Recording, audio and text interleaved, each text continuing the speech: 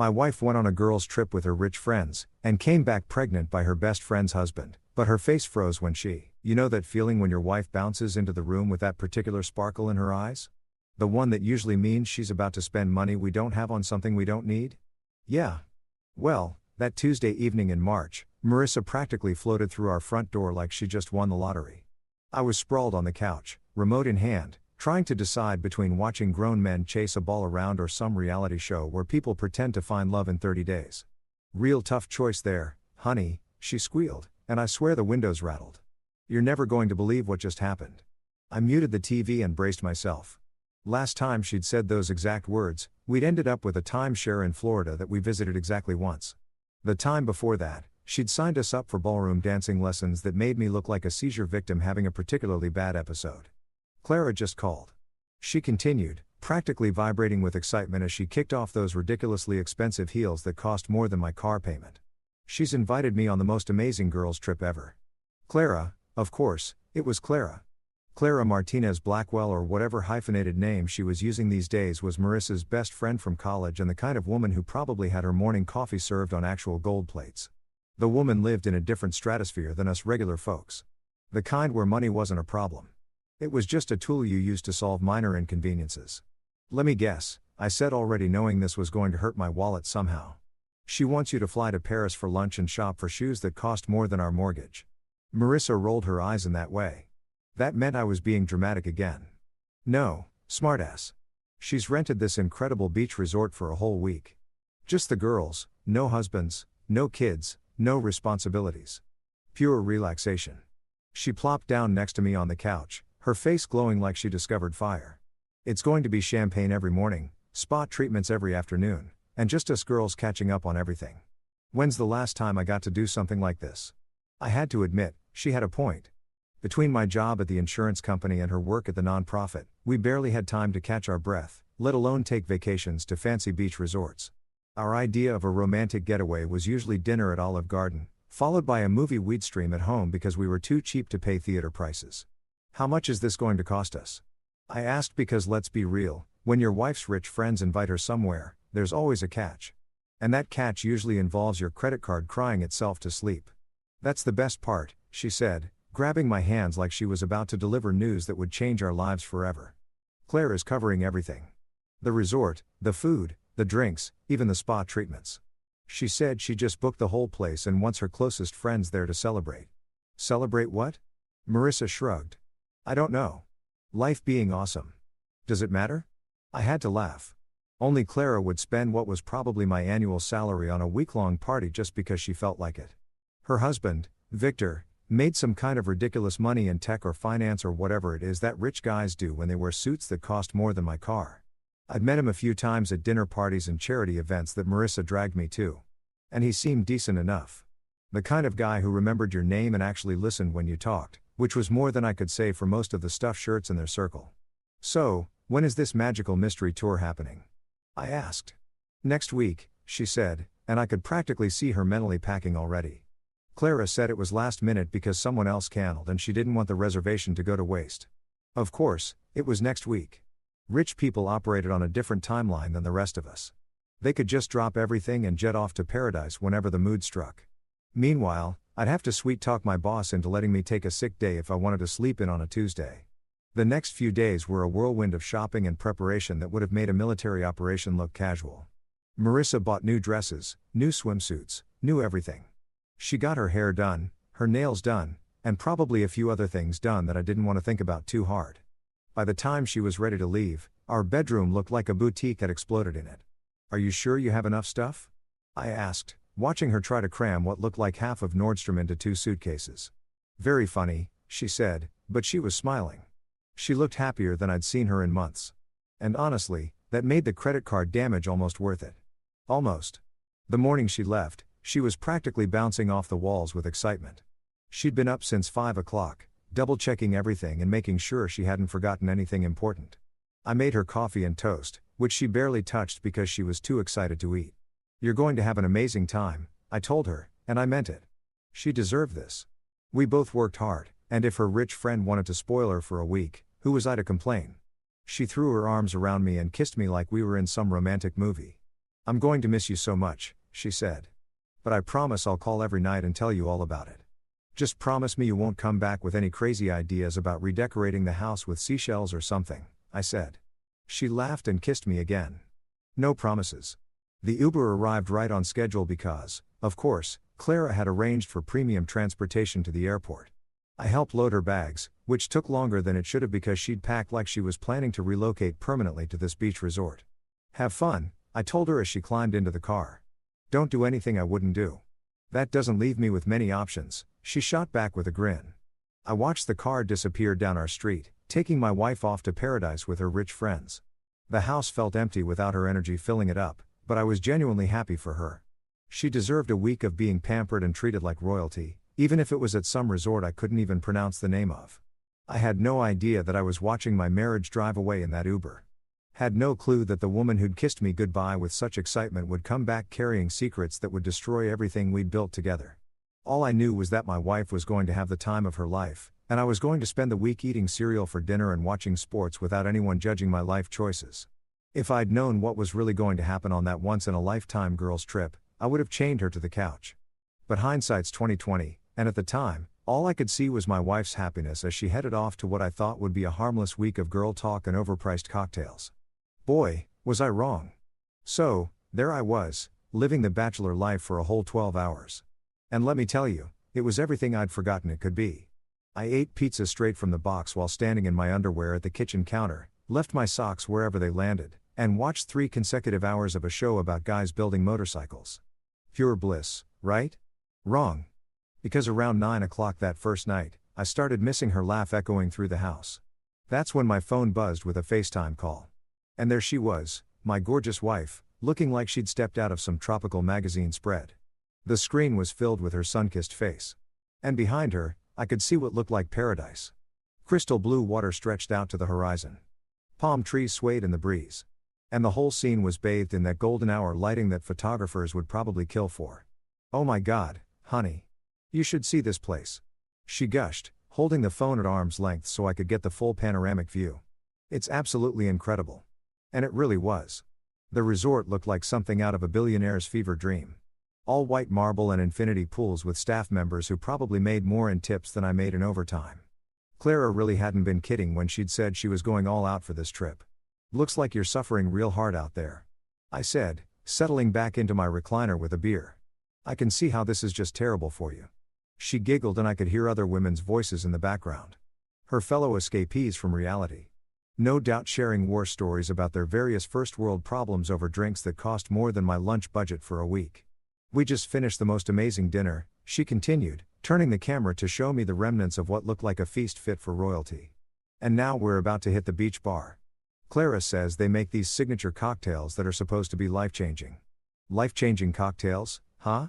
"Let me guess. They cost about $50 each and come with a little umbrella that's probably worth more than my tie." "You're so cynical," she laughed, but she didn't deny it. "Just because you can't appreciate the finer things in life doesn't mean the rest of us can't enjoy them." She had me there while she was sipping champagne that probably aged longer than our marriage. I was working my way through a 6-pack of beer I'd bought with a coupon. Different worlds for sure. The next night, she called again, right on schedule. This time she looked even more radiant, if that was possible. Her skin had that perfect golden glow that only comes from a day spent lounging by the pool without a care in the world. And her hair had those beachy waves that women pay hair stylists hundreds of dollars to recreate. "How was your day in paradise?" I asked, genuinely curious about what rich people did when they had unlimited time and money to burn. "Oh, she said, waving a hand dismissively. "Just girl stuff. We got massages, laid by the pool, had lunch at this cute little place overlooking the water." "Sounds rough," I said. Meanwhile, I had to deal with Mrs. Patterson calling about her flood claim for the 3rd time this week. Apparently, her definition of water damage includes everything that's ever been in the same room as a glass of water. She laughed, but it seemed a little forced. "Poor baby. Are you surviving without me?" "Barely," I said. "I actually had to do my own laundry yesterday. Nearly called emergency services." As we talked, I noticed other women moving around in the background. Clara and her crew all looking like they belonged in a luxury resort commercial. They were the kind of women who never had bad hair days or worried about whether their jeans made their butts look big because they could afford personal trainers and stylists to handle those problems for them. What else did you guys do today? I asked because honestly I was curious about how the other half lived. Oh, just, typical vacation stuff, she said. But her answer felt weirdly vague. Usually Marissa would give me a play-by-play of her day, complete with detailed descriptions of every meal and commentary on everyone's outfits. This time, it was like she was reading from a script written by someone who'd never been on vacation before. Come on, I pressed, give me details. What's Clara like when she's not hosting charity dinners? Are the other women as pretentious as they seem at those fancy parties you drag me to? They're actually really sweet, she said, but she seemed distracted by something happening off-screen. Look, honey, I should probably go. The girls are waiting for me and we're about to head out for the evening. Hot date with Amai. I joked. Something like that, she said. And for just a split second, I thought I saw someone move behind her. A male figure that definitely wasn't one of the girls. But it happened so fast that I convinced myself I'd imagined it. Maybe it was just a waiter or one of those resort staff members who were probably trained to be invisible until you needed them. The third night, the pattern continued. Beautiful scenery, glowing wife, vague answers about her day. But this time, I was sure I saw him. A guy in the background. Just a glimpse, but enough to make me pause. Hey, was that Victor the first just saw? I asked, trying to keep my voice casual. Victor. She looked confused for a split second, then recovered. Oh, yeah. He stopped by earlier to check on things. You know how Clara is. She likes to make sure everything's perfect. That made sense, I guess. Rich guy's rich wife throws expensive party. Rich guy makes sure rich wife has everything she needs. It was probably standard operating procedure in their tax bracket. Still, something about the way she'd hesitated before answering nagged at me. Is he staying at the resort, too? I asked. God, no. She laughed. And this time, it sounded more natural. Can you imagine? This is supposed to be girls' time. He's probably back home playing golf and doing whatever it is that guys like Victor do when their wives are away. That made me feel better. Though, I couldn't quite put my finger on why I'd been bothered in the first place. Maybe it was just the weird adjustment of being apart for longer than we'd ever been since we got married. Or maybe it was the fact that her world and mine felt more different than ever when she was surrounded by all that luxury. I miss you, I told her. And I meant it. I miss you, too, she said. But she was already looking away, distracted by something or someone calling her name. Look, I really do have to go. The girls are getting impatient and you know how Clara gets when people keep her waiting. Actually, I didn't know how Clara got about anything because we moved in completely different social circles. But I nodded anyway. Go have fun, I said. Just remember what happens in paradise better stay in paradise or I'm trading you in for a younger model. She laughed, but something about it didn't quite reach her eyes. Very funny. Love you. Love you, too. The screen went black, leaving me alone with my beer and the nagging feeling that something wasn't quite right. But what did I know about girls' trips to expensive resorts? Maybe this was just how rich people vacationed, all mysterious and glamorous with vague stories and expensive cocktails. I shook off the weird feeling and went back to my motorcycle show. After all, what could possibly go wrong on a simple girls' trip? Famous last words right there. You know how when you've been looking forward to something for so long that when it finally happens, it almost feels anticlimactic. That's exactly how I felt sitting in the arrivals area at the airport, holding one of those cheesy welcome home signs I'd made as a joke. I'd even drawn little stick figures of us on it with hearts floating around our heads because I'm nothing if not a romantic genius. I'd been counting down the days like some lovesick teenager planning this whole elaborate homecoming. I'd cleaned the house until it sparkled, bought her favorite flowers, and even attempted to cook something that didn't come from a box or require a microwave. The lasagna was probably going to give us both food poisoning. But hey, it's the thought that counts, right? When I finally spotted her coming down the escalator, my heart did that stupid flutter thing that still happened even after all these years of marriage. She looked incredible, tanned, relaxed, wearing this flowy white dress that made her look like some kind of beach goddess. Her hair was lighter from the sun, and she had that effortless vacation glow that made me remember why I'd fallen for her in the first place. There's my world traveler, I called out, holding up the ridiculous sign, and probably embarrassing her in front of all the other sophisticated travelers who definitely didn't make arts and crafts projects for airport pickups. But instead of the huge smile and running leap hug I was expecting, she just walked over like she was reporting for duty or something. She kissed my cheek, not my lips, and said, "Hi, honey." In the same tone someone might use to acknowledge the mailman. That's it? I asked, genuinely confused. I don't get the full rom-com airport reunion scene. I made a sign and everything. She glanced at the sign and managed what I can only describe as a polite smile. The kind you give to your dentist when he tells you that you need to floss more.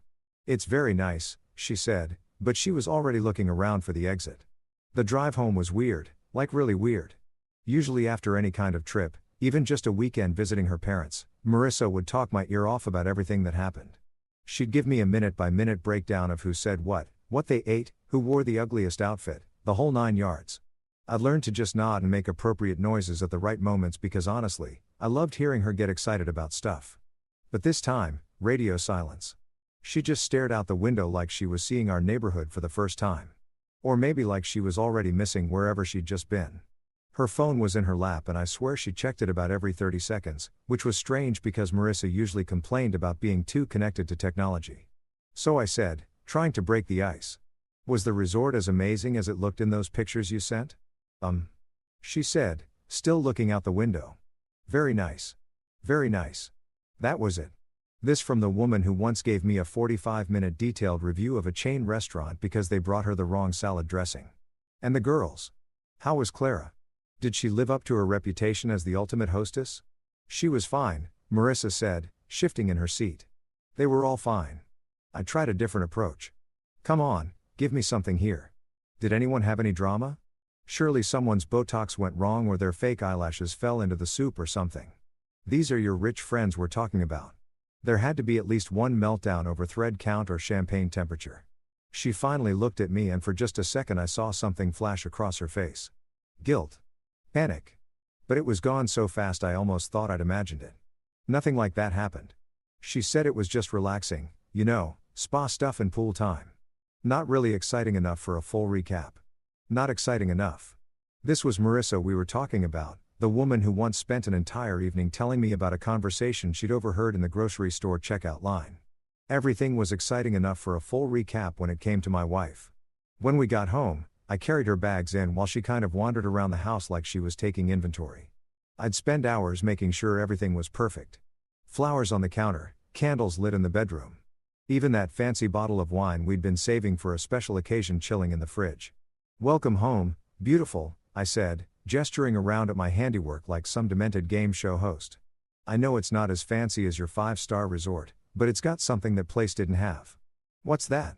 She asked, and I could swear she looked almost nervous about my answer. Me? I said, going for charming, but probably landing somewhere closer to cheesy. Your devastatingly handsome husband who missed you like crazy and may have burned dinner in your honor. That got a small smile out of her, the first real one since she'd gotten off that plane. You cooked? I attempted to cook. I corrected. Whether it's actually edible remains to be seen. But hey, if we die from food poisoning, at least we'll go together, right? Romantic, she said. But she was already heading toward the stairs. I think I'm going to take a shower first if that's okay. I feel like I've got airplane germs all over me. Sure, I said, trying not to feel deflated. Take your time. I'll keep dinner warm. She disappeared upstairs and I heard the bathroom door close, followed by the sound of the lock clicking, which was weird because Marissa never locked the bathroom door when it was just us.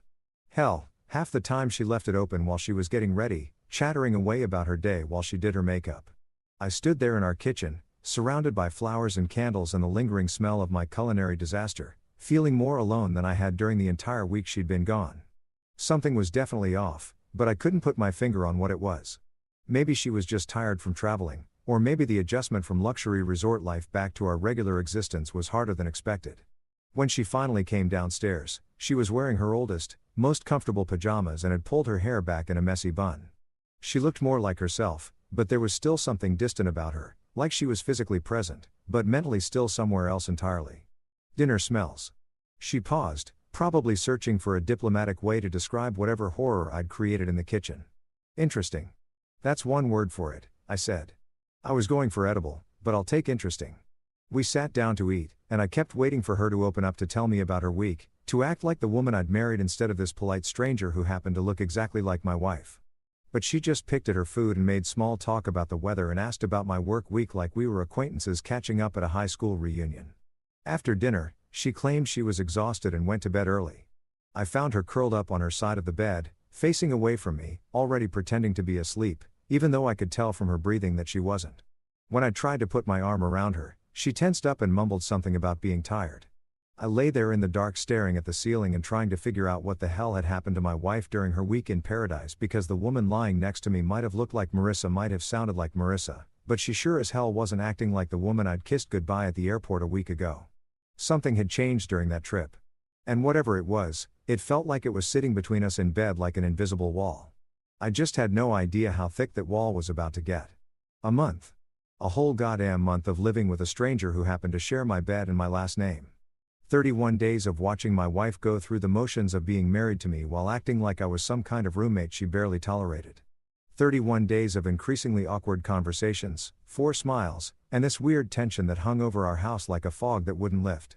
I tried everything I could think of to snap her out of whatever funk she was in. I brought home flowers, the expensive ones from the fancy florist, not the grocery store sad-looking bouquet. I suggested date nights, weekend getaways, even offered to take her to one of those pretentious restaurants she loved, where they served microscopic portions on plates the size of dinner tables. Nothing worked. She went through the motions, said all the right words, but it was like she was reading from a script written by someone who'd never actually been in love. The worst part was the phone thing. Jesus Christ, the phone thing was driving me insane. She'd always been attached to her phone. What woman wasn't these days? But this was different. This was obsessive. She carried it with her everywhere, clutched it like it contained the secrets of the universe, and God forbid I should happen to glance in its direction.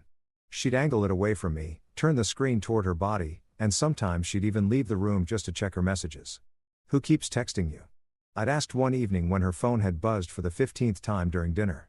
Just work stuff, she'd said, not even looking up from whatever was apparently more interesting than the conversation we weren't having. Since when does the nonprofit send urgent messages during dinner? Did someone discover a new way to save endangered butterflies that couldn't wait until morning? She'd given me one of those looks, the kind that said I was being unreasonable for expecting my wife to actually talk to me during meals. It's just busy right now, she'd said. And that was the end of that conversation. But this particular Tuesday morning, something was different. I could feel it the moment I walked into the kitchen. Marissa was sitting at our dining table, the one we bought at a garage sale and refinished together during our first year of marriage when we thought projects like that were romantic instead of just exhausting. She had her hands wrapped around a coffee mug like she was trying to absorb its warmth. And she was staring at the table like it held the answers to all of life's mysteries. "Morning, sunshine," I said, going for my usual cheerful husband routine, even though we both knew it was getting harder to pull off. "You're up early." "Couldn't sleep." She looked up at me and I felt my stomach drop. Her face was pale. Her eyes were red-rimmed like she'd been crying. And she had this expression that I'd never seen before, like she was about to deliver news that would change everything. It was the kind of look people got right before they told you someone had died or the house was being foreclosed on. "We need to talk," she said, and her voice was barely above a whisper. For simple words that every husband in the history of marriage has learned to fear because "we need to talk" never preceded good news. Nobody ever said "we need to talk" and then announced they'd won the lottery or gotten a promotion or found a $20 bill in their old jeans. "We need to talk" was relationship code for "buckle up buttercup because your world is about to get rearranged."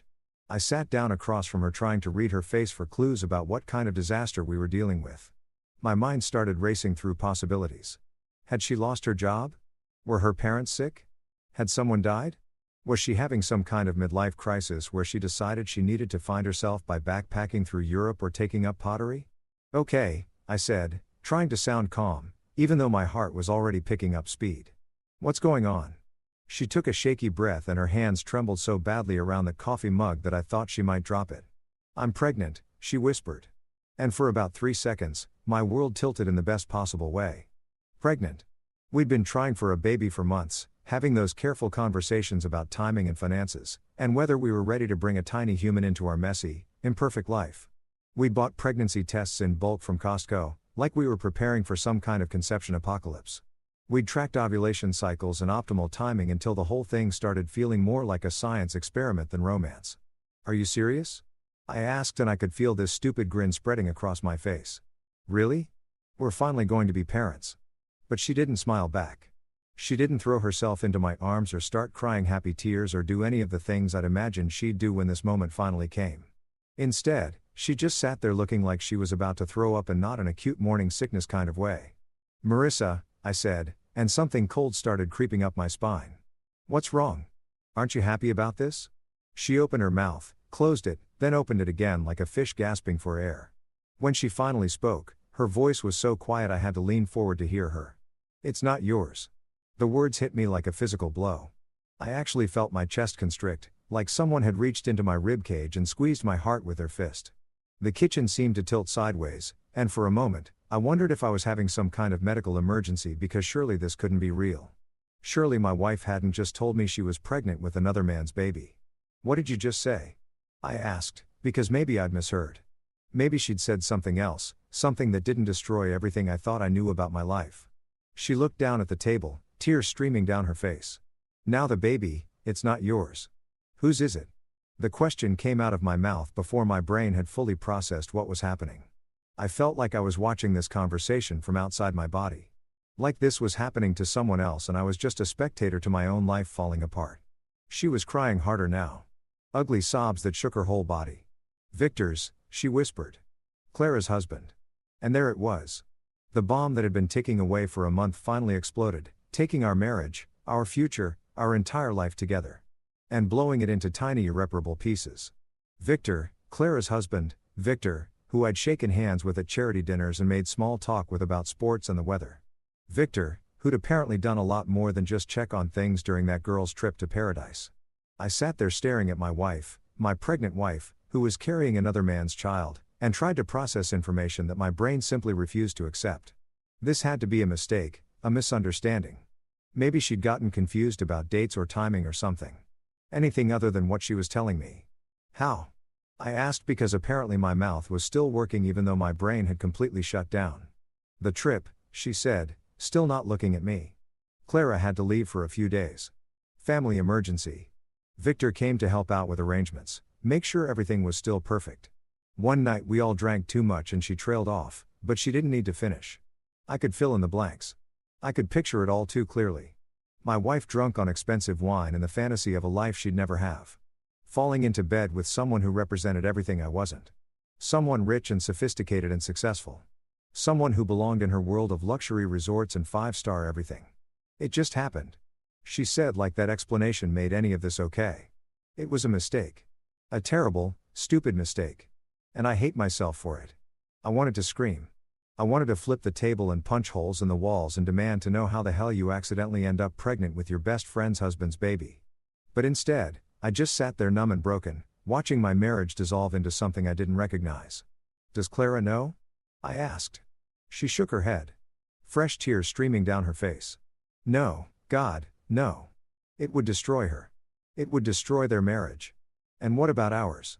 I asked. "What about our marriage, Marissa?" She finally looked up at me, her face streaked with mascara and misery. "I don't know," she whispered. "I don't know how to fix this." The thing was, looking at her sitting there, destroyed by the weight of what she'd done. I almost felt sorry for her, almost because this was the woman I'd loved for years, the woman I'd planned to grow old with. And seeing her in pain still triggered every protective instinct I had. But then I remembered what she'd done, what she'd thrown away, what she'd chosen over me and our life together. And just like that, the sympathy evaporated, leaving behind something harder and colder than anything I'd ever felt before. You know that moment in movies where the main character gets life-changing news and the camera does this slow zoom while dramatic music swells in the background? Yeah. Well, real life doesn't come with a soundtrack. And there's no director yelling COD when things get too intense. There's just you sitting in your kitchen that still smells like the coffee you made before your world imploded, staring at your wife while she destroys everything you thought you knew about your life. "Tell me everything," I said, and my voice sounded weird and flat, like it was coming from someone else entirely. "I want to know exactly how this happened." Marissa looked up at me with those red, puffy eyes. And for a split second, I saw the woman I'd fallen in love with, vulnerable and scared, and desperately hoping I'd somehow make this all okay. But that feeling lasted about as long as a snowball in hell, because then I remembered that she'd been screwing her best friend's husband while I was home eating pizza and missing her like some kind of lovesick idiot. "I don't think you really want to hear the details," she said, wiping her nose with a tissue that looked like it had been through several rounds of crying already. "Oh, but I do," I said, leaning back in my chair and crossing my arms. "See, the thing is, for the past month, I've been driving myself crazy trying to figure out what was wrong with you. I thought maybe you were sick or depressed or having some kind of existential crisis about turning 35. I never once thought, hey, maybe my wife is pregnant with another dude's baby. So, yeah, I really want to hear how we got from innocent girl's trip to surprise. You're going to be raising someone else's kid. She flinched like I'd slapped her, which honestly felt pretty good in that moment. You don't have to be cruel about it. Cruel? I laughed and it came out sounding harsh and bitter. Lady, I haven't even gotten started on cruel yet. You want to see cruel? Cruel is spending your anniversary weekend screwing around with your friend's husband while your actual husband is at home planning romantic dinners and buying expensive wine to celebrate your return. It wasn't our anniversary weekend, she said quietly. Oh, excuse me. My mistake. That makes it totally fine then. She took a shaky breath and started talking, and I swear every word was like a knife twisting in my chest. Clara got a call on the third day. Her mother had a heart attack and she had to fly back to Boston immediately. She was a mess, crying about ruining the trip for everyone, but we all told her to go. Obviously, family comes first. Obviously, I said, because apparently I was going to be sarcastic through this entire conversation. It was either that or start throwing things, and we couldn't afford to replace the dishes. Victor flew in that afternoon to handle the resort arrangements and make sure we had everything we needed. Clara insisted she didn't want our trip ruined just because she had to leave. How thoughtful of her and how convenient for you. Marissa's hands were shaking so badly now that she had to put her coffee mug down. He was just being nice, making sure we had dinner reservations, arranging spa appointments, that kind of thing. He was trying to honor what Clara had planned for us. Aha! And somewhere between arranging spa appointments and making dinner reservations, you two decided to honor something else entirely. It wasn't like that, she said, but her voice was getting smaller and smaller, like she was trying to disappear into herself. The first couple of days after Clara left, everything was normal. Victor was polite and helpful, but distant professional, like he was just doing a job. But then what? The professionalism just wore off. Did you guys bond over the mini-bar prices or what? She shot me a look that was part anger, part pain. Do you want to hear this, or do you just want to make jokes? Oh, I definitely want to hear this. This is better than cable. She was quiet for a long moment and I could practically see her gathering courage to continue. When she finally spoke, her voice was barely audible. The last night, we all went to this beachside restaurant. The other girls were tired and went back to their rooms early, but Victor and I ended up staying at the bar. We were talking about Clara, about how worried we both were, and somehow we just kept drinking. Those tropical drinks don't taste like they have any alcohol in them, but they do. What a shocking revelation. I know you're angry, she said. But please don't make this harder than it already is. Harder for who? For you. Because from where I'm sitting, you made your choices. Nobody forced you to keep drinking with another woman's husband. You're right, she said.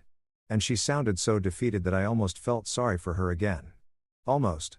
I made terrible choices. We both did. We talked about our marriages, about how different our lives were, about how sometimes we both felt like we were pretending to be people we weren't. What the hell is that supposed to mean?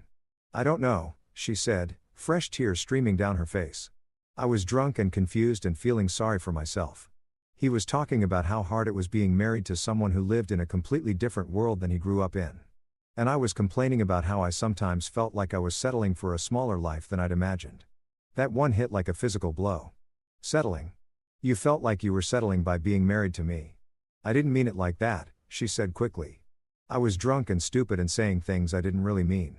But in that moment, sitting there with someone who understood what it was like to feel out of place in your own life, it felt like what? Like I wasn't alone.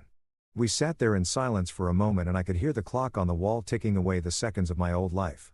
The life where I thought my wife loved me and we were building something together. So you felt understood and decided to celebrate by having sex with him. It wasn't planned, she said desperately. We walked back to the resort together and when we got to my room, we were still talking and he came in for just a minute and then you accidentally tripped and fell on his dick. God, you're being awful. I'm being awful. I'm not the one who cheated on my spouse while on vacation. I know what I did was wrong, she said, her voice breaking. I know I hurt you, and I know I betrayed Clara, and I know I ruined everything, but it really was just one night. One terrible, stupid night that I regret more than anything I've ever done in my life. One night that resulted in a pregnancy. Yes. One night that you didn't think to mention for an entire month. I didn't know I was pregnant until last. Lost and broke. And when you found out why she trailed, you thought you'd just never tell me and raise the kid as mine. I don't know what I thought, she admitted. I was terrified and ashamed and I didn't know how to tell you. I kept hoping maybe the test was wrong or maybe. Maybe what? Maybe you could just pretend it never happened. Maybe you could forgive me, she whispered. And there it was. The question that had been hanging in the air since she dropped this bomb on me. Could I forgive her? Could we somehow work through this and come out the other side still married, still together, still pretending to be happy? Looking at her sitting there destroyed by guilt and fear and the weight of what she'd done, I wanted to say yes. Part of me wanted to be the bigger person, the understanding husband who could overcome anything for love. Part of me wanted to take her in my arms and tell her we'd figure it out together. But a bigger part of me, the part that had been planning our future and saving for our kids and believing in our promises to each other, was already dead. She'd killed it on a beach in paradise with a man who could give her everything I couldn't. I don't know, I said finally. I honestly don't know if I can forgive this. And in that moment, looking at her face crumpled with the realization that she might have lost me forever, I knew that our marriage was over. Maybe not officially, not yet, but in every way that mattered. She'd chosen him over me, even if it was just for one night. And now we all had to live with the consequences. I didn't sleep that night. Not a single goddamn minute. I lay there in what used to be our bed, staring at the ceiling while Marissa tossed and turned beside me, probably having nightmares about her perfect little world crashing down around her ears. Every time I closed my eyes, I saw them together. My wife and Victor drunk on expensive booze and the thrill of betraying the people who trusted them most. The worst part, I kept trying to convince myself that maybe I could get past this. Maybe we could go to counseling, work through our issues, and somehow rebuild what she destroyed. People survived infidelity all the time, right? There were entire industries built around helping couples recover from affairs. Maybe I could be one of those noble, forgiving husbands who rose above his pain for the sake of love. But every time I started down that path, I hit the same wall, the baby. Because this wasn't just about a one-night stand or a moment of weakness. This was about raising another man's child, looking at that kid every day for the rest of my life, and being reminded of what my wife had done. This was about family photos where I'd know the truth that nobody else could see. About birthday parties and Christmas mornings and college graduations built on a foundation of lies. Around 5 o'clock in the morning, I gave up on sleep and went downstairs to make coffee. My hands were shaking as I measured out the grounds, and I kept replaying Marissa's confession in my head, like some kind of twisted highlight reel. The way she described feeling understood by Victor, like I was some kind of emotional who couldn't comprehend her complex inner life. The way she'd talked about settling for a smaller life, like our marriage was some consolation prize she'd accepted because she couldn't do better. That's when it hit me. The thing that had been nagging at me since yesterday. Clara didn't know. She was walking around, probably planning dinner parties and charity events, completely oblivious to the fact that her husband had knocked up her best friend during what was supposed to be an innocent girls' trip. She was living in the same fool's paradise I'd been living in a month ago, trusting people who didn't deserve it. I found myself reaching for my phone before I'd fully decided what I was going to do. Clara's number was in my contacts from some dinner party planning committee Marissa had roped me into helping with last year. We'd exchanged maybe a dozen text messages total, mostly about logistics and timing, but I had her number. Did she deserve to know? Hell yes, she did. Did I have the right to tell her? That was a murkier question. But as I sat there in my kitchen at 5:30 in the morning, watching the sun come up on the worst day of my life, I decided that moral ambiguity was a luxury I couldn't afford. Someone needed to tell Clara the truth, and it sure as hell wasn't going to be Marissa, who seemed more concerned about preserving her friendships than taking responsibility for what she'd done. I waited until 8 o'clock, figuring that was a reasonable time to call someone with devastating news because apparently I still had some sense of social etiquette even in the middle of my personal apocalypse. Hello. Clara's voice was bright and cheerful. Probably because she thought she was getting a friendly morning call from her best friend's husband. Maybe she thought I was calling to thank her for the amazing trip she'd given Marissa or to chat about some upcoming social event. Hi, Clara.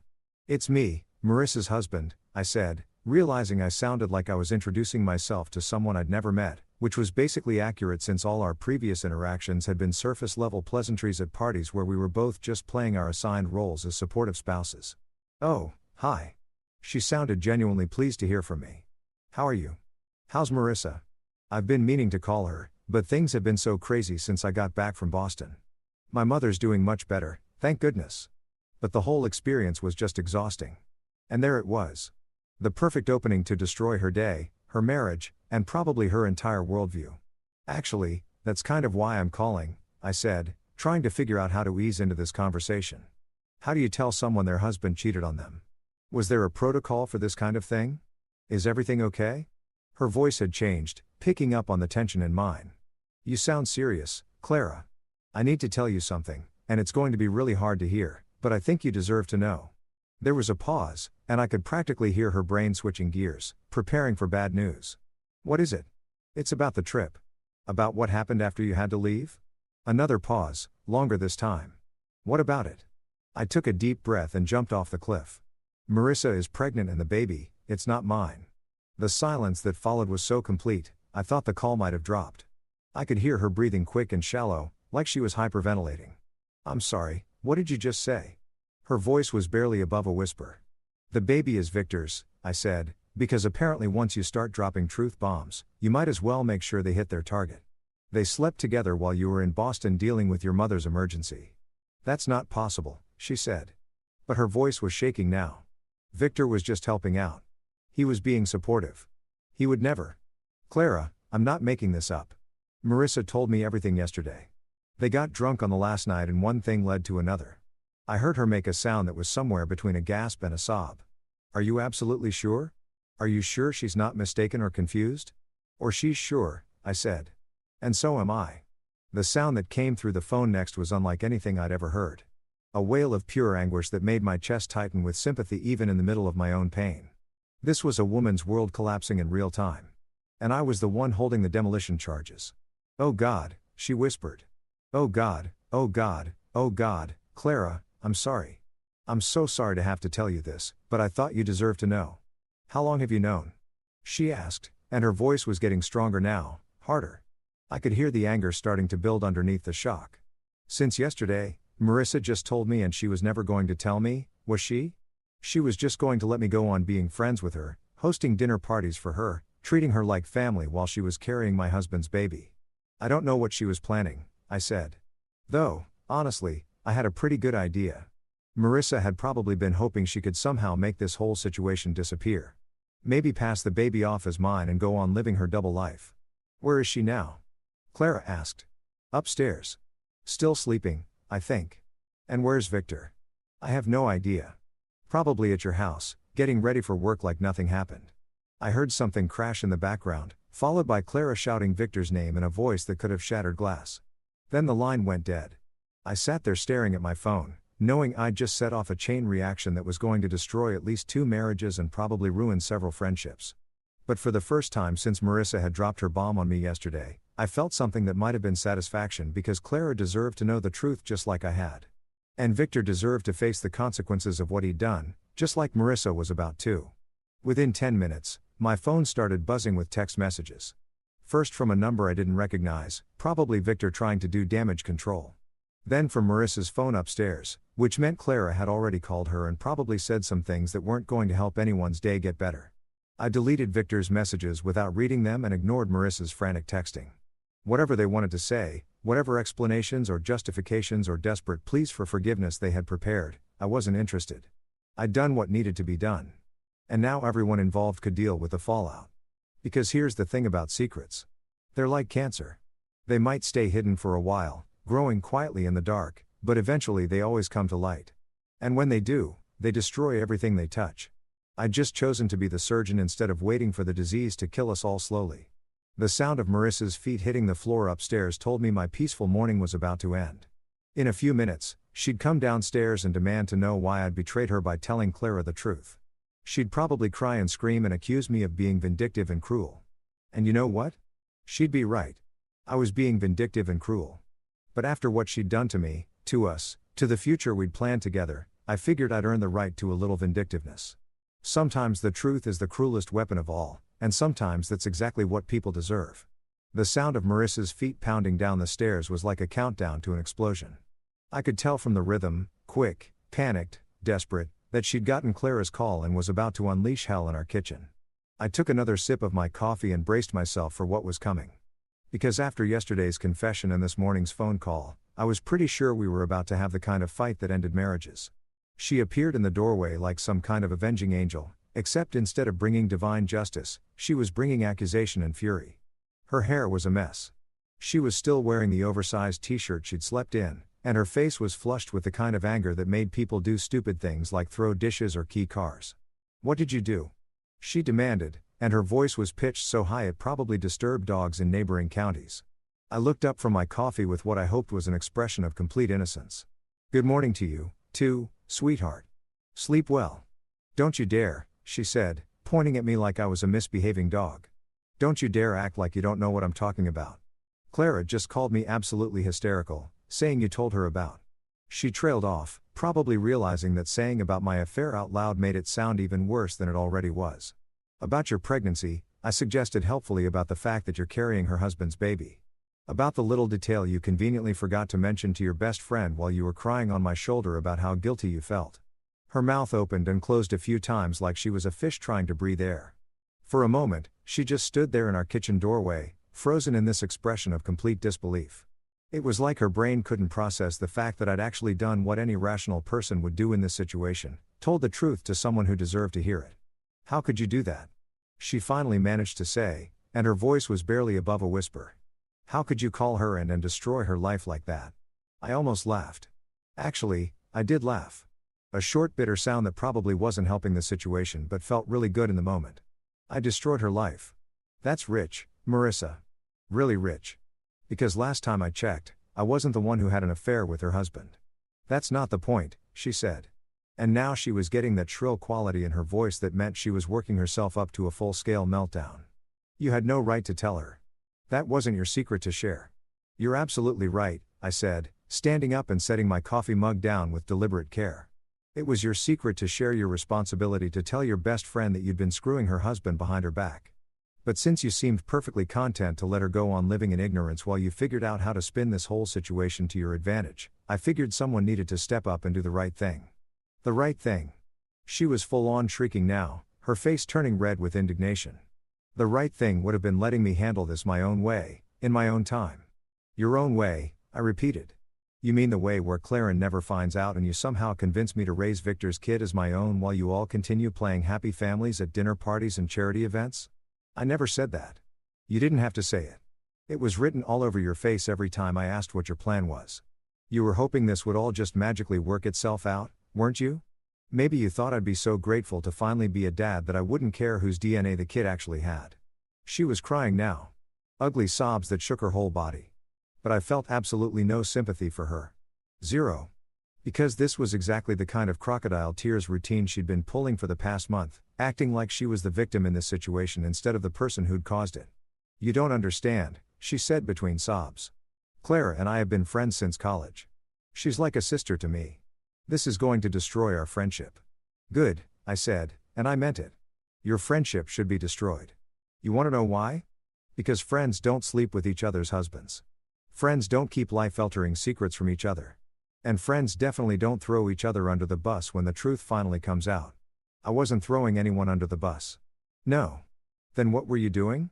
Because from where I'm standing, it looks like you were perfectly happy to let Clara go on trusting her husband and believing in her marriage while you sat on the biggest bombshell in the history of your friendship. My phone buzzed with another text message, probably from Victor trying to explain himself or apologize or whatever it is that cheating husbands do when their worlds collapse.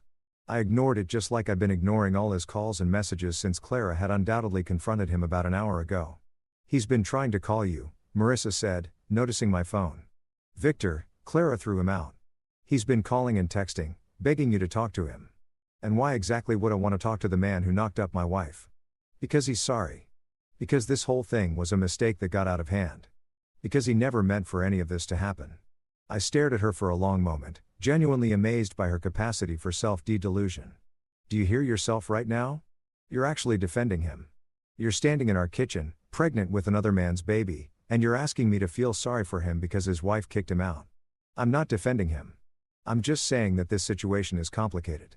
And calling Clara without talking to me first was what was honest, was fair, was exactly what any decent human being would do in this situation. She wiped her nose with the back of her hand, and for a moment, she looked like a little kid who'd been caught doing something she knew was wrong. It was cruel, she said finally. Cruel? I let the word hang in the air between us for a moment. You want to know what cruel is, Marissa? Cruel is your husband finding out he's going to be a father and being happy about it for exactly 3 seconds before you tell him the baby isn't his. Cruel is lying to your best friend's face for a month while you figure out how to manage the fallout from your affair. Cruel is asking the man whose life you just destroyed to keep your secrets and protect your reputation. I never asked you to do any of that. You didn't have to ask. You just assumed I would because that's what good little husbands do, right? They clean up their wives' messes and pretend everything is fine for the sake of appearances. The kitchen fell silent except for the sound of her crying and the distant hum of traffic outside. We stood there staring at each other across the space that used to be our shared life. And I could see the exact moment when she realized that this wasn't something we were going to work through.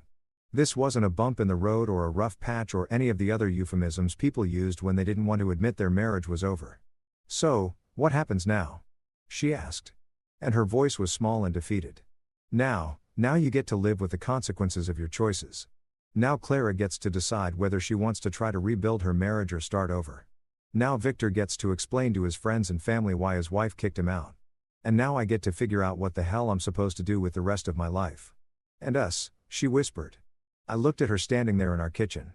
This woman I'd loved and trusted and planned to grow old with and felt absolutely nothing. No love, no anger, no sadness, just a kind of empty acceptance that this part of my life was over. "There is no us," I said. "There hasn't been an us since you decided Victor was more interesting than your husband." She started crying harder, but I was already walking toward the door. I had somewhere I needed to be, something I needed to do. And staying here listening to her try to justify the unjustifiable wasn't going to help either of us. "Where are you going?" she called after me. "To work," I said without turning around. Some of us still have responsibilities to people who actually trust us. I grabbed my keys and walked out, leaving her standing in our kitchen with her tears and her regrets and her complete inability to understand that some things once broken can't be fixed. The truth was out now, for better or worse, and everyone involved was going to have to figure out how to live with it. The next few weeks were like living in some twisted version of Groundhog Day. Except instead of Bill Murray trying to win over Andy McDowell, I had my cheating wife trying to convince me that our marriage was worth saving. Every morning I'd wake up hoping that maybe, just maybe, she'd come to her senses and realize that what she'd done was unforgivable. Instead, I got a daily dose of tears, apologies, and increasingly desperate attempts to rewrite history. It started the very next morning after our kitchen showed out. I came downstairs to find her sitting at the dining table with what looked like a carefully prepared speech written on a legal pad. Because apparently when your marriage is falling apart, who should forgive you for carrying another man's baby? "I've been thinking all night," she said, looking up at me with eyes that were still red and puffy from crying. "About us, about our future, about how we can move past this." "Move past this," I repeated, pouring myself coffee and trying to pretend this was a normal Tuesday morning conversation. "You mean move past the part where you cheated on me, or move past the part where you're pregnant with someone else's kid? Because those seem like pretty big obstacles to just skip over." "I know what I did was wrong," she said, reading from her notes like she was giving a presentation to the board of directors. "I know I hurt you and betrayed your trust, but people make mistakes and marriages survive infidelity all the time. We can get through this if we both want to." I sat down across from her, genuinely curious about what kind of mental gymnastics she performed to reach this conclusion. "Okay, I'll bite. How exactly do you see this working? You give birth to Victor's baby, we pretend it's mine, and we all live happily ever after. The baby doesn't have to change anything," she said. And I swear she actually believed what she was saying. Plenty of couples raise children that aren't biologically related to both parents, step families, adoption, sperm donors. It happens all the time. Those are completely different situations and you know it. Those are planned arrangements between consenting adults, not the result of your wife getting knocked up by her best friend's husband during a girls' trip. She flinched but pressed on. "The point is, biology doesn't make someone a father. Love does. Commitment does. You could be this baby's dad in every way that matters." I stared at her across the table, amazed by her ability to make the most selfish request in the world sound like some kind of noble sacrifice on my part. "And what about Victor? Does he just disappear from the picture? Does he sign away his parental rights and pretend his kid doesn't exist?" "We haven't worked out all the details yet," she said, which was apparently code for, "I'm making this up as I go along and hoping you're desperate enough to buy it." Who's we? Are you and Victor having planning sessions about how to manage your love child?" "No," she said quickly. "I haven't talked to him since it happened. Clara made it very clear that any contact between us would result in legal action." That was interesting. I'd wondered how the other half of this disaster was handling their own marital implosion. Apparently, Clara wasn't messing around when it came to consequences. "So, let me get this straight," I said, "you want me to forgive you for cheating? Agree to raise another man's child as my own and do all of this without any input from the actual biological father who's currently persona non grata in his own marriage? Does that about sum up your master plan?" "I want us to try," she said, and her voice was getting that pleading quality that meant she was about to start crying again. I want us to go to counseling and work through this and come out stronger on the other side. Stronger, I laughed and it came out sounding harsh and bitter. Marissa, you didn't just cheat on me. You didn't just have a meaningless one-night stand that we could potentially work through with enough therapy and time. You created a permanent reminder of your betrayal. Every time I look at that kid, I'm going to remember what you did. Every birthday party, every Christmas morning, every school play, I'm going to be thinking about how you chose someone else over me. She was crying now. Ugly sobs that shook her whole body. But it was just one night, one stupid, drunken mistake that I regret more than anything I've ever done in my life. A mistake that's going to last for 18 years. A mistake that's going to grow up and call me daddy while looking exactly like the man who destroyed our marriage. You don't know what the baby will look like, she said weakly. Come on, Marissa. Victor's got those dark eyes and that Mediterranean complexion. If this kid comes out looking anything like him, everyone's going to know the truth anyway. Did you really think you could pass off a little Victor clone as mine? She didn't answer, which was answer enough. She'd been hoping for a miracle, some genetic lottery that would let her pretend this whole situation never happened. Over the next few days, the begging intensified. She started leaving little notes around the house, in my briefcase, taped to the bathroom mirror, stuck to the steering wheel of my car. They all said variations of the same thing. I'm sorry. Please forgive me. We can work through this. I love you. It was like being haunted by the ghost of our marriage, except the ghost was very much alive and making my morning coffee routine really annoying. She tried the romantic approach, cooking elaborate dinners that she barely touched while staring at me across the table with hopeful eyes. She tried the practical approach, making lists of all the reasons why staying together made financial sense. She even tried the guilt approach, suggesting that divorcing her while she was pregnant made me the bad guy in this situation. Everyone's going to think you abandoned me in my time of need, she said one evening while I was trying to watch the news in peace. Let them think whatever they want, I said without looking away from the TV. Anyone who knows the truth will understand why I left. But what about people who don't know? What about your coworkers, your family, or friends? They're going to think you're a monster for leaving your pregnant wife. Are you seriously trying to guilt me into staying married to you because you're worried about what people will think? I'm trying to point out that divorce isn't going to solve anything. You're still going to have to deal with the gossip and the judgment and the awkwardness. At least if we stay together, we can control the narrative. Control the narrative. Like our marriage was some kind of PR campaign that needed better messaging. Like the problem wasn't what she'd done, but how other people perceived what she'd done. You know what I said, finally looking at her? You're right. People are going to talk. They're going to speculate and gossip and probably come up with theories that are even worse than the truth. But you know what they're not going to do? They're not going to have to wake up every morning next to someone who betrayed them. They're not going to have to pretend to love a child that represents the worst moment of their marriage. They're not going to have to spend the rest of their lives wondering when it might happen again. It won't happen again, she said desperately. I swear to you, nothing like this will ever happen again. You're right, I said, standing up and heading for the stairs because I'm not going to give you the chance. I'd already started looking at apartments online, checking my finances, and mentally preparing for the conversation with a divorce lawyer. I just hadn't told her yet because some small part of me was curious to see how far she'd go to try to save something that was already dead. The answer apparently was pretty far because the next morning I found her in the kitchen with pregnancy brochures spread across the table talking about how we could take parenting classes together and pick out nursery furniture and plan for our future as a family. Our future as if we had one. As if I was going to spend the next 18 years pretending to be grateful for the opportunity to raise her lover's child. That's when I knew it was time to put us both out of our misery and end this charade once and for all. There's something weirdly liberating about making a decision that you know is going to hurt like hell, but also set you free. It's like finally deciding to get a root canal. You know it's going to suck, but at least the constant pain will stop. That's exactly how I felt the morning I decided to pull the trigger on divorce papers instead of listening to another one of Marissa's speeches about second chances and the healing power of love. I'd spent the weekend apartment hunting, which was about as depressing as it sounds. Turns out that when you're a middle-aged insurance adjuster looking for a place to live after your wife destroys your marriage, your options are pretty limited. I could afford either a decent apartment in a sketchy neighborhood or a crappy apartment in a decent neighborhood, but not both. I went with decent neighborhood and crappy apartment because at my age, I figured I needed all the safety I could get. The place I settled on was a one-bedroom unit in a complex that looked like it had been built during the Carter administration and hadn't been updated since. The carpet was beige, the appliances were harvest gold, and the bathroom had the kind of shower that made you feel like you were being misted rather than actually cleaned.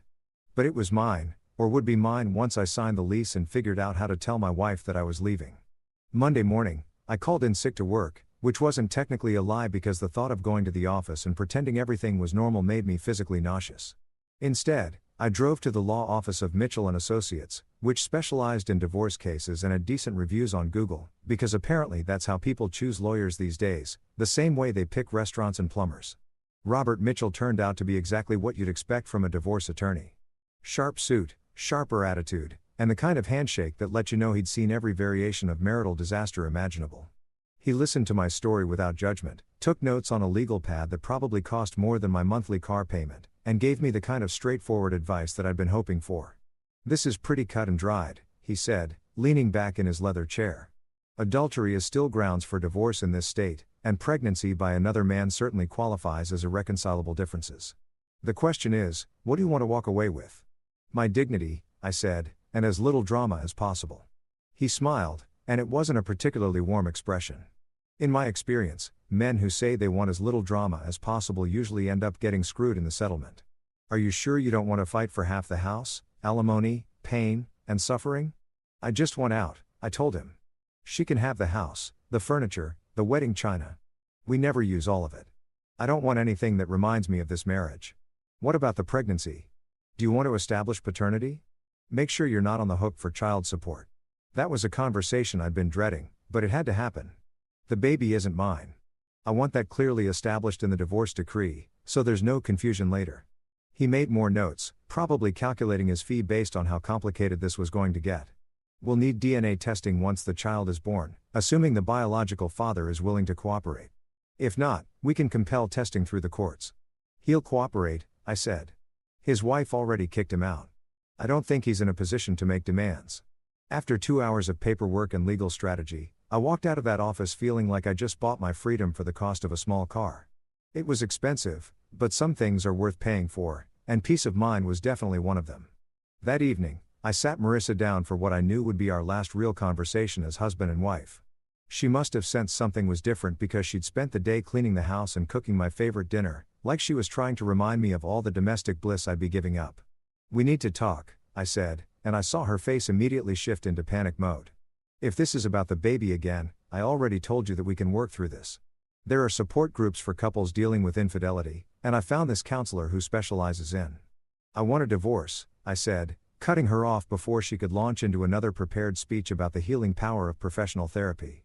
The words hung in the air between us like a death sentence. She just stared at me for a long moment, her mouth slightly open like she couldn't quite process what I'd said. "You don't mean that," she said finally. "You're angry and you have every right to be, but divorce isn't the answer. We can fix this." "No, we can't," I said, and I was surprised by how calm my voice sounded. "Some things can't be fixed, Marissa. Some mistakes are too big to come back from." "But I love you," she said. And she started crying again. "I made a terrible mistake, but I love you.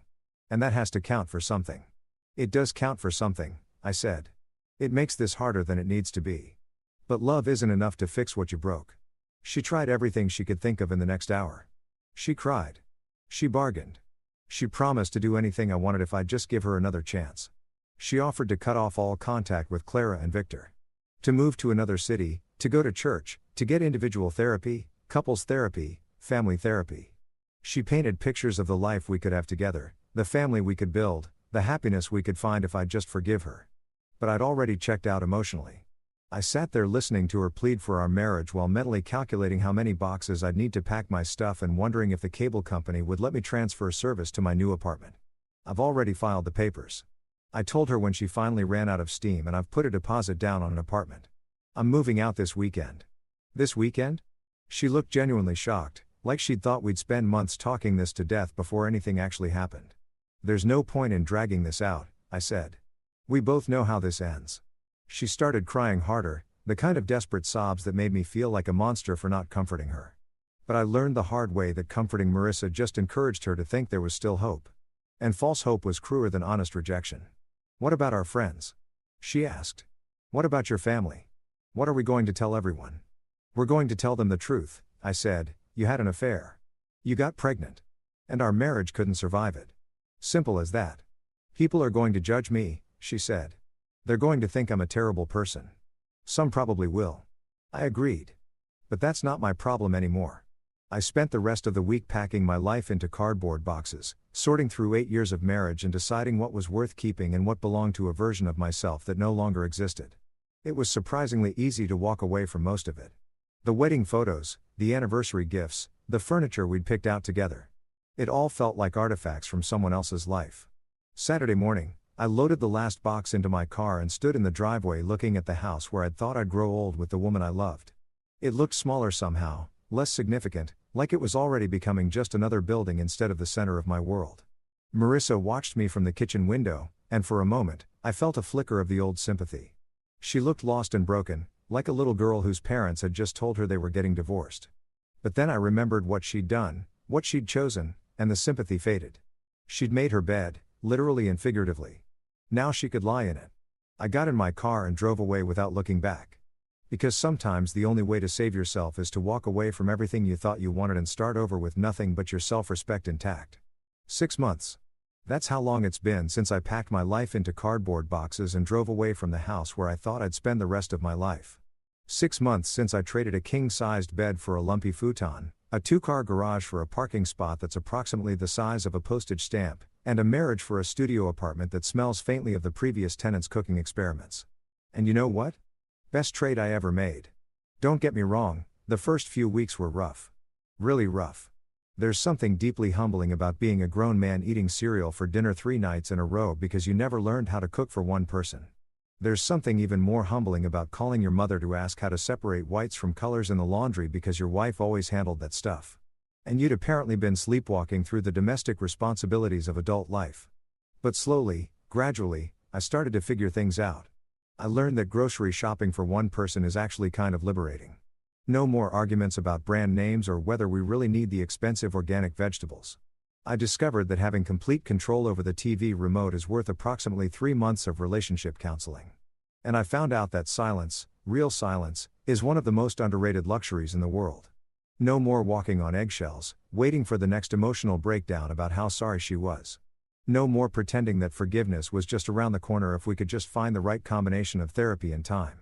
No more looking at my wife and seeing a stranger who traded our future for one night with someone else's husband. The divorce was finalized last month, and it was about as anticlimactic as legal proceedings get. Marissa had given up fighting for reconciliation somewhere around month 3, probably right around the time she realized that begging someone to take you back only works if they still love you. By the end, we were both just ready to sign the papers and move on with our separate lives. She kept the house just like I'd wanted. I kept my dignity just like I'd planned. Fair trade in my opinion. I hear things through the grapevine sometimes. This city isn't big enough to completely avoid news about your ex-wife, especially when she's carrying what is apparently a very obvious not your baby. Clara and Victor's divorce was finalized about a month before ours. And from what I understand, it was significantly messier. Apparently, when you're splitting assets worth millions of dollars instead of fighting over who gets the good coffee maker, lawyers get a lot more creative with their billable hours. Clara reached out to me a few times in those first couple of months. We met for coffee twice. 2 broken people trying to make sense of how quickly our lives had imploded. She was angry in a way that I recognized. That cold, focused fury that comes when someone you trusted completely betrays you in the most personal way possible. We didn't talk much about specifics, mostly just sat there drinking overpriced lattes and marveling at how naive we'd been. I keep thinking about all the signs I missed, she told me during our second coffee meeting. All the times he was working late or taking business trips that seemed unnecessary or just being distant. I thought he was stressed about work. I had no idea he was planning to cheat on me with my best friend. To be fair, I said, I don't think it was planned. I think they're both just selfish people who made selfish choices when the opportunity presented itself. Does that make it better or worse? She asked. I honestly don't know, I told her. Some days I think it would be easier if it had been planned because then at least I could hate them both without reservation.